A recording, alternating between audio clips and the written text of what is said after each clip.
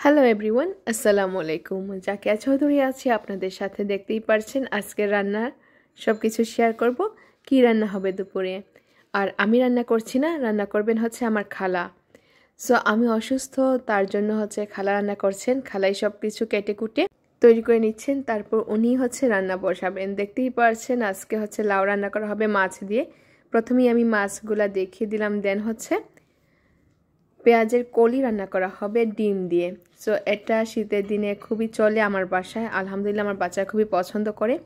তো দেখতেই পারছেন খালা হচ্ছে মাছটাকে একটু ফ্রাই করে নিচ্ছেন, দেন হচ্ছে উনি রান্নাটা বসাবেন। আজকে আমি খুব শর্টকাটে রান্নাটা দেখাবো, যেহেতু আমার শরীরটা ভালো না, তার জন্য হচ্ছে আমি বেশি সময় দাঁড়াতেও পারছি না। তারপরেও হচ্ছে আমি পেঁয়াজের কলিটা রান্না করা দেখাচ্ছি, আমি কীভাবে বসাই এটা কীভাবে রান্না করি। পরে হচ্ছে খালা এটার সাথে জাস্ট একটা ডিমটা অ্যাড করে দিয়েছেন, আর খালাই হচ্ছে দেখে শুনে সব কিছু নামিয়ে নিয়েছেন।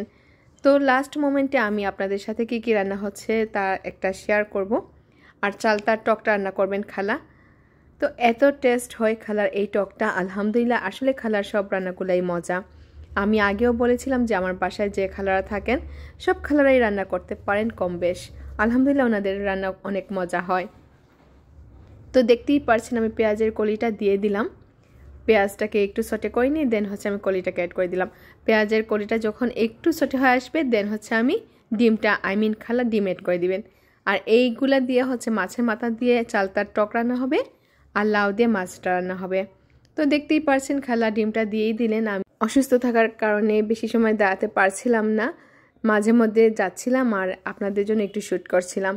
আশা করছি পুরো ভিডিও দেখবেন, আমি আর কথা বাড়াচ্ছি না, আপনারা দেখতে থাকুন। আমার জন্য দোয়া করবেন আর আমার পেজের সাথে থাকবেন। ভালো লাগলে অবশ্যই কমেন্টে জানাবেন আর বেশি বেশি করে শেয়ার করে দিবেন। আপনারা ভালো থাকবেন। আল্লাহ হাফিজ। আসসালামু আলাইকুম ওয়া রাহমাতুল্লাহি ওয়া বারাকাতুহু। বাই। আল্লাহ হাফিজ।